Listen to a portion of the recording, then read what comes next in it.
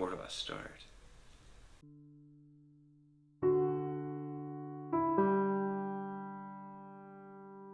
I'm a big believer in taking care of people, and everything else will kind of work itself out and take care of itself. And the proof is in the pudding. The years and years and years that we've been doing this with Home Depot, since Bernie and Arthur started the company, is that was the founding cornerstone of what we do. Is if you take care of your people, they'll take care of the customer. Everything else takes care of itself.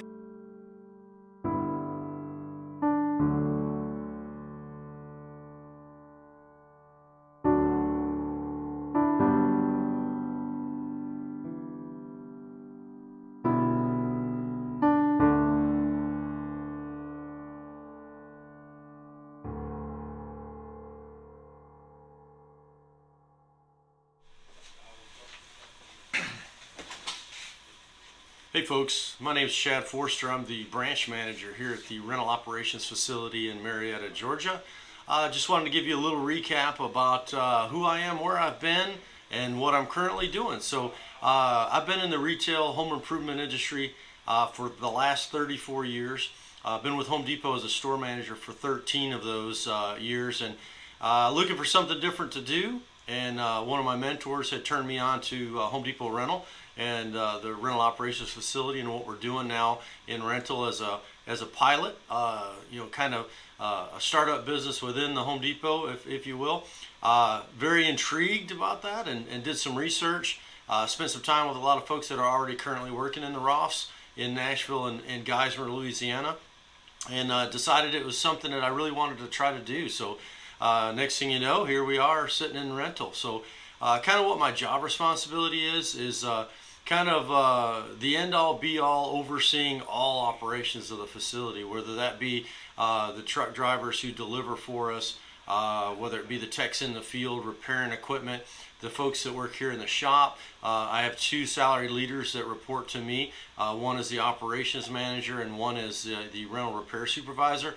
And basically, the best team in the business. Those guys are top notch in what they do. But ultimately, the buck stops at this desk. And basically what I'm doing is overseeing the operations of all those different facets. Hi, I'm Riley Watson, the operations manager here at the rental operations facility in Marietta, Georgia. A little bit about myself: 8 years prior service with the United States Air Force. During that time, I learned a lot about equipment and how to work on it. Once I got out, I was trying to find something to do. Well, finished up a degree and went to working on equipment. That's how I got introduced to the rental industry. Worked for a mom and pop's rental location in Nashville, Tennessee, and a couple of years after doing that, I got introduced to Legacy Compact Power and Home Depot Rental. Came on board right during the merge, so it was a very interesting time, but it's been just action-packed the whole way. Started off as a lead rental technician overseeing 14 stores in North Georgia. After doing that for a couple of years, I got the opportunity to go down to Geismar, Louisiana as the rental repair supervisor there at the first ROF location. And then when we opened up the location here in Marietta, I got the chance to come back as the operations manager. As the operations manager, I kind of serve as the primary leader for all operational functions, and by ensuring the processes and standards are being adhered to and effectively executed on. I oversee a team of 10 delivery service technicians, 2 general rental associates, and 1 logistics coordinator, and we help keep our orange promise by driving a culture of customer service and safety, by ensuring that our customers have the right piece of equipment at the right location at the right time, and by supporting our HD store partners and D78 associates by helping them through any rental questions they may have. Hey everyone, my name is Devion, also known as D. I am the rental repair manager here at the Atlanta ROF. I have been with Home Depot for 7 months now. So a quick background regarding where I came from. So I started my professional career with Enterprise Rental Car. I worked myself all the way up to become a flagship branch manager, meaning I ran one of the largest locations in all of Atlanta, actually here in Marietta, Georgia on Cobb Parkway. And I was with Enterprise about 6-7 years. And I had left Enterprise and I was a branch manager for Terminix for 2 years. I ran a $2 million operation there. And here I am now with Home Depot, and being here at Home Depot has been the best professional experience or decision I've ever made in my career. So a little bit about what I do here as the rental repair manager here in the ROF is, I oversee all the guys out in the field that are doing the repairs, out on the large equipments out at the stores that are out in the field, and also here in the ROF. We have a couple shop techs here at the ROF that do more of the tedious work, like the pulling the engines, things of that nature. That's not pretty safe to do out in the field, so we do it here in the ROF. And sometimes the guys that are out in the field, the lead rental technicians and the MSTs, if there's something that they feel like that's not very safe to do out in the field, they'll call me like, hey, can I do this in the ROF? I'm like, hey man, come on in, safety first. So that's a quick little background regarding who I am, where I came from, and what I look to doing here in the Atlanta ROF. All right, on you. Philip Schiffer. Been around Home Depot for the better part of 18 years or so, most of which was in tool rental as a service technician. I've done everything from lot associate to department supervisor though, and made the jump over here to the large equipment. And here I'm a general rental associate, and my tasks here kind of include yard organization, cleaning the equipment, fueling the equipment, and staging the equipment for deliveries. Hello, my name is David York, and I'm Shop Tech 1 here at Marietta ROF. I have been with Home Depot since first part of October, came in as Shop Tech 1, and I really enjoy the company and what I do. It's a really great place. This facility has everything that we need to take good care of the equipment that comes in and make sure that what we send out is safe and ready. All right, it's rolling, so whenever you're ready. Yes, sir. My name is Bakari Generette. I'm an LRT for the Atlanta area. My role as an LRT is basically the logistics for repairs and store relationships. I have two MSTs that are under me. Each one of them hold about 6 to 7 stores themselves, to where they do basically everything that needs to be done to make me look good. They do the store inspections, the lift inspections. They make sure that the equipment is working properly. Most times, if there are repairs to be done, minor repairs or even major repairs, they'll hop on it, and but they'll inform me of what needs to be done, and I can actually come down and either assist them or I'll do the repairs myself. If the repairs for the unit are too extensive, then we'll of course bring them up here to the ROF Center, where we can actually kind of break everything down on that unit and start tearing into it and getting down to the nitty-gritty of what the problem may be. Good morning. My name is Eric Felix. I am a field representative here at the for the Atlanta market. Work with Todd, Chad, Riley, all the guys here at the ROF, the rental operation facility in Marietta. I have been in the rental industry for about 17 years, and pretty much what our job is to build both internal customers like yourself and external customers. We go out and talk to customers that are currently purchasing materials from the Home Depot, and build relationships with them and just help educate our customers to let them understand that we now have commercial construction equipment that we can rent to them. So our focus here in Marietta is pretty much on telehandlers, forklifts. We've got mini excavators, skid steers, both track units and tire units, as well as the ride-on units. And then we've got light towers, we've got boom lifts, we've got all sorts of equipment. How do I want to do this?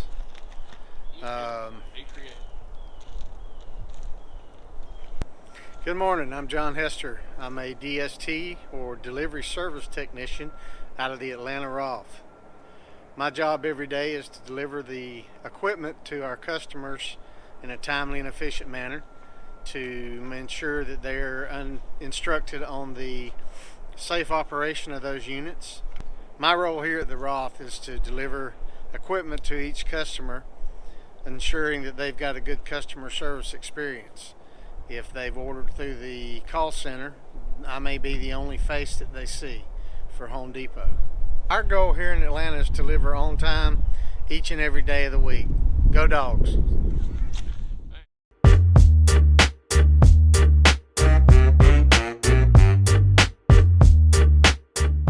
Hey, we'd like to welcome you guys to the Marietta Rental Operations Facility that services the Atlanta area.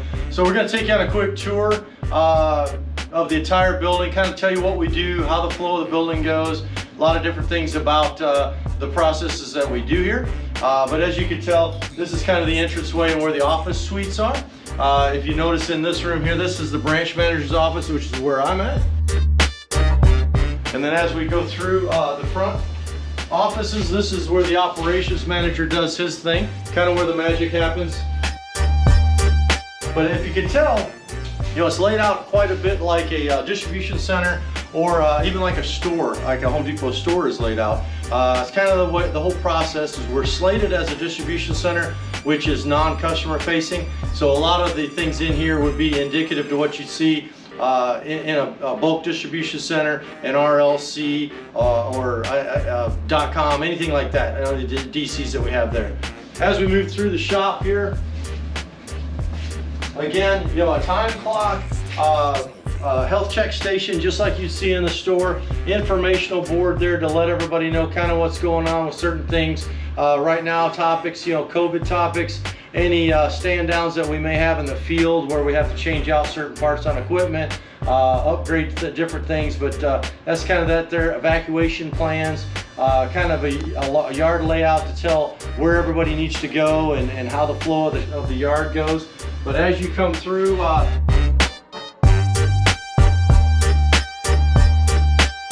the old shop where we had at Forest Park, a lot different layout than what we have now. The facility wasn't as nice. All the amenities in the facility wasn't as nice as what we see here. This way it kind of looks just like a store. And that's kind of what we wanted to do is we've come from compact power 5 years ago, and we moved into the One Home Depot philosophy, and we want to be One Home Depot associates, right? So that's the one thing when they really took to heart when they built the Roth, is making sure that all the facilities mirror a store or a distribution center, so all of our associates on the rental side, feel like they belong and they belong to the Home Depot. So we have, like I said, a break room just like any other store. We have training computers here, and on those training computers, it's funny how something as simple as going in and doing an in-focus quiz, which we do every month, when they go into the stores, they're combating the stores. They're trying to complete theirs by the 10th of the month, and we're trying to complete ours by the 10th of the month. And now we really don't have to have that stress level. They can come in and take their training, do their quizzes, do whatever they need to do, check their pay stubs. They can do anything online, MyApronWise, look for information, do the benefits, all that right here from the comfort of the Roth here.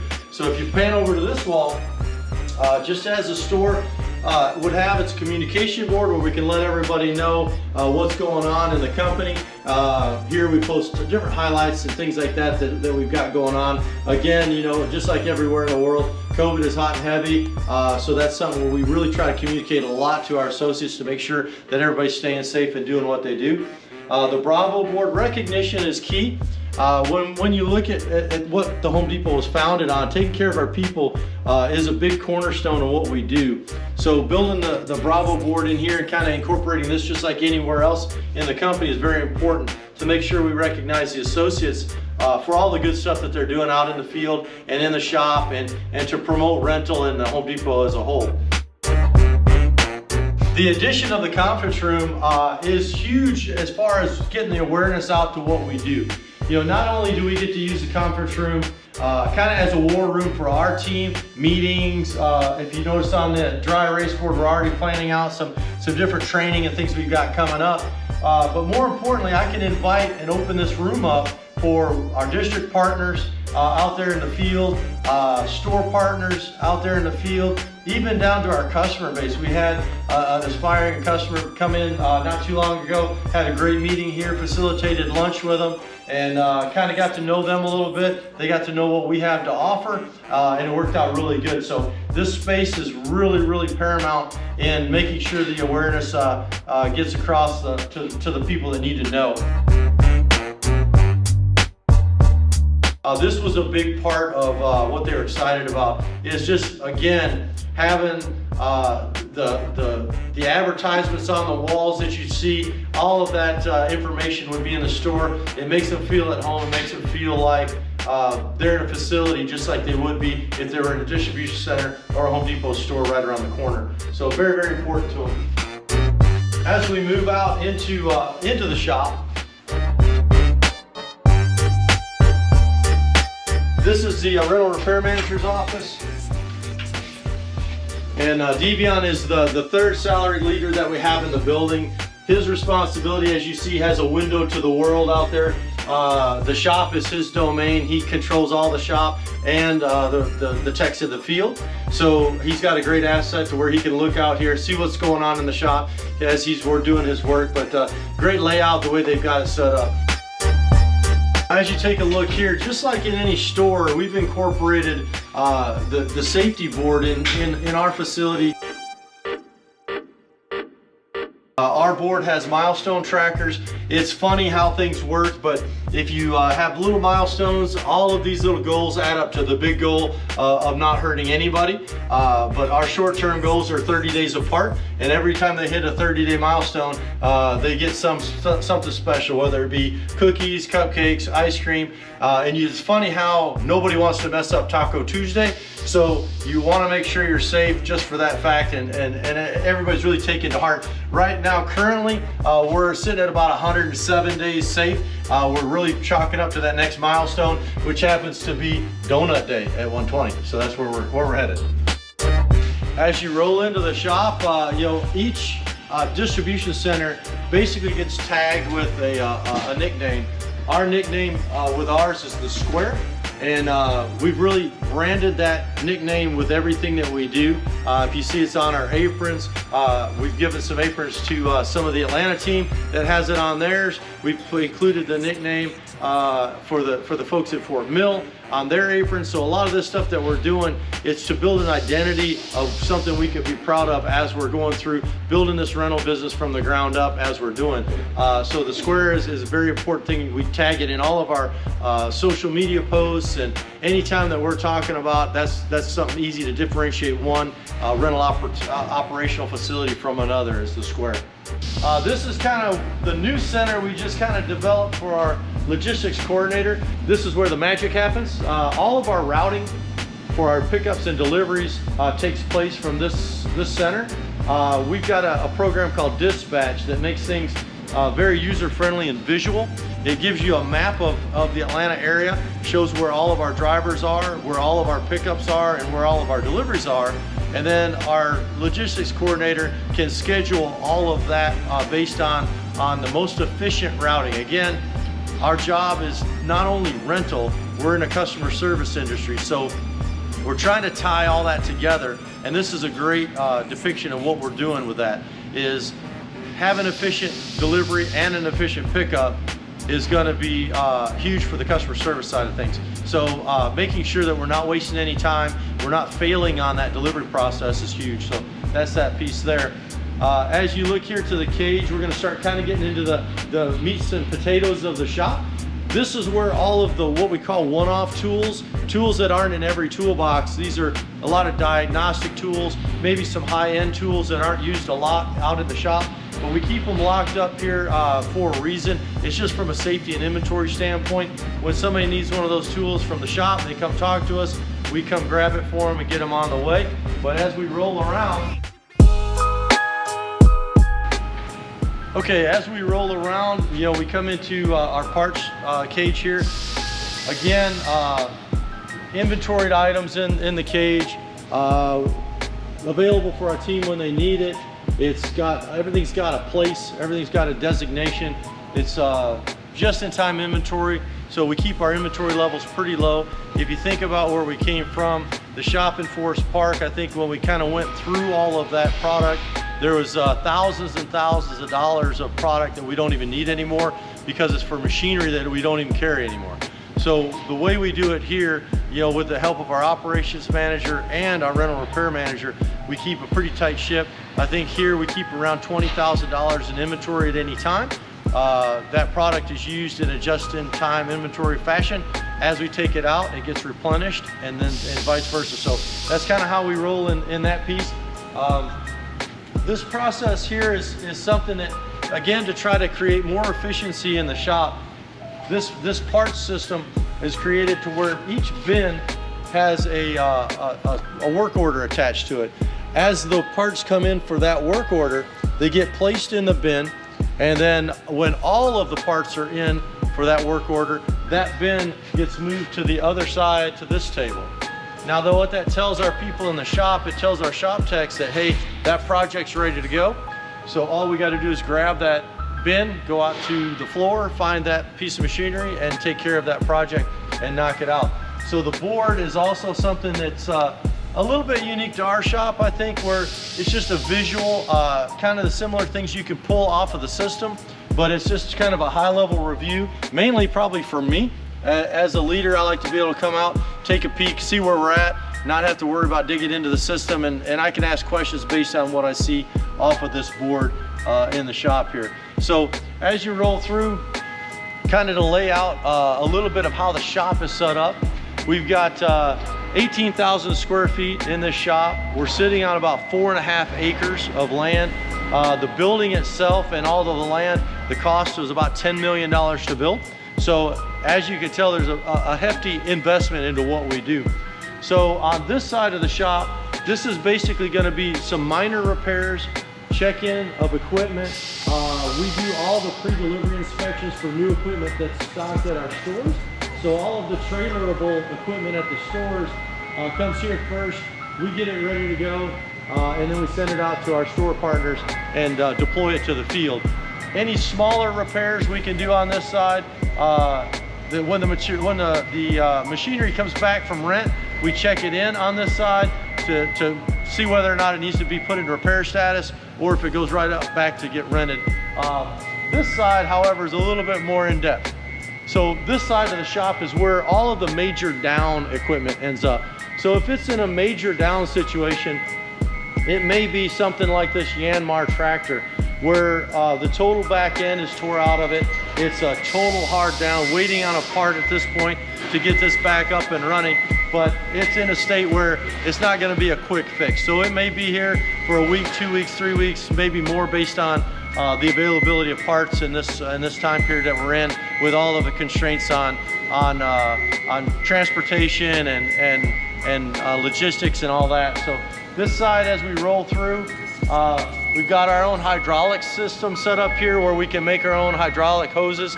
One of the big things when you look at hydraulic machinery, hoses wear out, they blow. That's quite a thing that happens frequently. This machine allows us to make our own hoses in the shop rather than having to go out or get another third party to come in and replace the hose at a very exorbitant price normally. So as you go through, we've got our own metal working shop here. Basically everything you're gonna need: welders, bandsaws, grinders, drill presses, just about anything you need to do most of the metal work that we end up doing on some of our equipment here. Again, on the heavy downside, this is a Gale skid steer that basically is getting an engine replacement done. So it's got a little bit of work to do, if you could tell, but we've got some stuff going on there. Then as you come around, these are our wheel changing stations where we can change tires on rims, balance tires. This is something we really aren't doing a lot of here in our facility yet, but if you think about the future growth of what the ROF is going to be like, we may be servicing equipment like Logan goes from the stores at some point, and that's kind of what this is, future growth. A lot of the space that you see in here is for future growth. Do we need 10 bays? Maybe not. Right now we could probably do it with less, but when you think about where we're going with rental, is that we may need the space. The same with the parts cage. It's very, very large now, but for future growth within rental and within the stores, what we're going to do, it may be needed later. That's yet to be seen. So we'll kind of figure that piece out as we go. 2-post lift here. That's again not something we utilize a lot yet, but for future growth it may be coming. And this is kind of like our hazardous materials hangs out in here. Also, this is our fluid disbursement system. Basically, Graco system is all Wi-Fi, and if you look up onto our walls there, we've got a fluid disbursement system there that whatever the major fluids that we use are available from those handles. What's really cool when you think about where we came from, not too long ago, they were pumping into a bucket and carrying the buckets to the machinery and utilizing it that way, where now we can basically get fluid right from those fluid disbursement stations within the shop. There's 3 or 4 of them spaced out within the shop. Large air compressor, we use a lot of air tools in here. And then you go around on the right, behind the hazmat is our heated pressure washer. As we get into the wash bay, we'll talk about that a little bit more. But I'm gonna kind of turn it over to my operations manager, Riley, so he can kind of talk through our toolboxes and the importance of the toolboxes and what it means to the team. And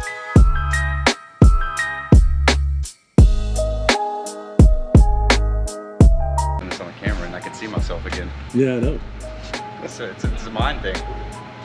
Stop your chuckles in the background there, Daniel. No chuckles in the background. This will be edited out, by the way. Yeah, we're Demos. gonna redo this. So one cool thing about these toolboxes, they're stocked with all the best tools. We've got all Milwaukee line, power tools for the team, impacts, drills, all that, all the way to hand tools. This box is fully stocked with these guys with to the tune of about $20,000. Why this is so important, for instance, is I'm prior service United States Air Force, and when I was in, they issued us a great tool set that I was able to use and learn the skill on how to work on equipment and fix everything. But when I got out, they took that back. So looking for a place to go, looking to find a home after I got out was very intimidating, just because I didn't have $20,000 to drop on a toolbox or a set of tools to do my job. Here we provide that for the team, so we can get some really high caliber folks that already have those skill sets that may not be in the position to be able to buy those tools for themselves. Also, we can take somebody that came straight out of school, and instead of having to invest that money up front, they can come here, they can work in their shop, working the way up through the ranks. Maybe start here as a GRA into a Shop Tech 1, Shop Tech 2 role, potentially going out into the field later. The guys really take a lot of pride in this. A lot of times you'll come on a Friday afternoon and see them, polishing off the top, keeping everything clean, going through it, because this is what they do. Their tools are a big part of who they are, in a sense, because it's what they use every day for their livelihood. So really just a great setup for the team and provides some great opportunity for our folks. Thanks, Riley.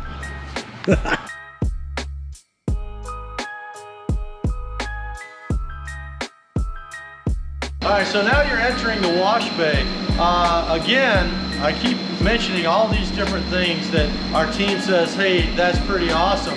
But really, truthfully, this is one of the things that's a game changer between us and everybody else, right? So when you look at equipment that we have, for a couple different things, the age that we usually run on a piece of equipment is 5 to 7 years. After that time, we will auction it off, sell it off, and then we get new equipment in. That's not necessarily the same for a lot of our competition. Another thing that you look at, if you go look at United, you go look at Sunbelt, any of our competitors, their equipment looks pretty haggard. It's been wore out, it's dirty. They don't take care of it like we're gonna take care of ours, because we're the Home Depot, that's what we do. Standards are a thing for us. We make sure store standards are no different than walking into our shop. It's clean all the time. So with every piece of machinery that comes back from the field, it gets pressure washed. As you can see, this load of scissors. In fact, I think this is the load of scissors that just came in off of a truck. They're brand new, but yet we wash them before we're even gonna check them in and put them into service. They were dirty when they came off the truck. That's what we do. So really cool about our setup is we have a waste to water system. What this system does is it recycles our water. It keeps us in a better green space. You know, instead of washing things and wasting water, this takes the water, puts it back into the system. There's enzymes in the system that break down the gas and the oil, and what that does is it allows us to regenerate that water and reuse that water. All the solids are dumped into this hopper. Then we take the solids and transfer them into a hazmat container, and any of the contaminated solids end up getting sent back and treated at our hazmat facility. The water is washed through the unit and then ends up in this trough here. It goes through the grates and then it gets pumped back into the system.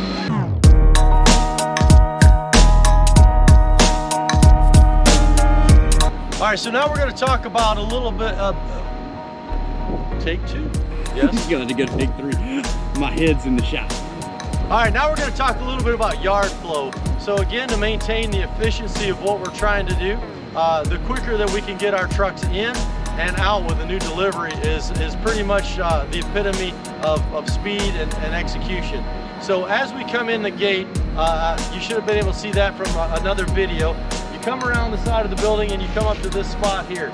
So what happens here, just like you see that large telehandler there, it gets dropped off in the return section. From the return section, our GRA, Philip or Alan, grabs that piece of equipment. If it needs fuel, we fuel it at the fuel station, and then we take it in to get a bath. After it's washed, it goes into the check-in evaluation needed section. From that section, we're gonna take it in, we're gonna evaluate that piece of equipment from top to bottom to make sure everything's functional on it and nothing needs to be repaired. If there's a minor repair that's needed, it'll go into the down minor status, and then we'll put it into the next station. After that, if it's something that's going to take longer to do than a few minutes, then it's going to go to down major. Ideally, we want to make sure that items they're checked in. For our facility, we're looking for same day. It gets checked in, and then it goes through the process. But technically, we have 2 days from the time it hits the return section to get it checked in, to get it through the system and back out to rent ready. All right, so folks, not only do we support the ROF operations,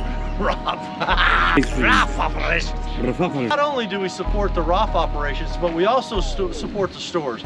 So as you can see, these mud buggies have came in brand new off the truck from the OEM manufacturers, and we're gonna go through and pre-delivery inspect these items, get them on a trailer, get them ready to rock, and then they'll go out to the stores for our store customers to rent and take right out of the store facilities. All right, so again, you know, we also, not only do we support the ROF, do we support the stores, but we also support our customers in need through disaster. These 3 disaster trailers are deployed out of our facility all over the country. So as natural disaster, whether it be forest fires, floods, tornadoes, we'll get the word from the management team that these trailers need to get deployed in those areas. We'll get them on a truck and have them shipped out to support our customers in those areas. All right, so not only do we have equipment, but we also have attachments. So as you guys are starting to rent some of this equipment to customers, you know, they're gonna ask for certain things. Do you have certain buckets with teeth? Do you have certain lengths of forks? We have all of that stocked here as well. So when you think about the monetary situation of a rental, we can make a lot more profit sometimes with renting accessories than renting the actual equipment itself. So whenever they're renting equipment, it's always beneficial to ask them, hey, do you need extra forklift lengths? Do you need different buckets? Do you need different equipment? That way we can add some of these attachments to those rentals. All right, I'm gonna spend a little bit of time. We're gonna walk you guys through some of the equipment offerings that we have. I'm not gonna get into really crazy detail and depth on it. We're gonna provide you guys with a card that's gonna explain a lot about all the equipment specifications and what you can kind of relay to the customers as we go through the rental process. But some of the dirt moving equipment we have, these are some mini excavators we got different widths of buckets that we offer, different sizes of excavators compared to what's on the lot in a Home Depot store. Go a little bit larger on that side. Same with skid steers. As we move into more dirt moving equipment, we have larger skid steers that offer a little bit better offering to our customer base. Along with the skid steers, you'll also have wheeled and tracked, and that's very important to customers. There is a slight price difference normally. I hear a lot of feedback from the stores that they'll go the cheaper route when they actually need to spend a little bit more money and get the right skid steer for their project. So it's very important to talk about what that project looks like. You know, if you were to take a wheeled skid steer on the wrong surface, it can really tear up the surface, and then the customer's not getting the best experience out of their rental that they can. As you roll around, the light towers are something that's exclusive to our ROFs. We'll serve as generators for our customers. So, you know, if somebody were to ask for a generator, we do have that in the light tower capacity as well. Then we kind of move into our bread and butter. The ROF offerings, our bread and butter, our aerial equipment. Some of our units are out on rent right now, but we offer everything up to an 80-foot boom for our customers' needs. There are a lot of booms out there that are a lot larger than 80 foot, but the 80-foot boom is our maximum at this time. It might be something that we get into later as the ROFs continue to evolve, but right now that's where we are. As you move down, we've got 60-foot booms. We get on this side, we've got 45, various types of booms. We've got straight booms, we've got articulating booms. So if you think about, again, it's going to be asking the customer what kind of project they're working on to determine what type of boom that they need. If they need to get up and over something, you know, a straight boom is not going to be what they're looking for. If they just need to get up for height and over something, they don't need to go down over something, then a straight boom would get it done for them. So. All right, the last piece of equipment I want to talk about are the scissor lifts. So the Atlanta market, our bread and butter is scissors. I mean, we have scissor lifts going in and out all day long, twice on Saturdays. So kind of what we're looking at is anything from a 19-foot scissor to scissors that go 40 feet in the air. We've got scissors that run all terrain with big tires. We've got scissors that run on dual fuel. We've got just about every scissor that you could need. But again, the important thing is talking to our customers, finding out what project they're doing. Because if they're looking to get inside a doorway, if you go over a 19-foot scissor, most likely you're not going to get in that doorway. So again, it's just about qualifying the customer, make sure we get them the right information and in the right equipment.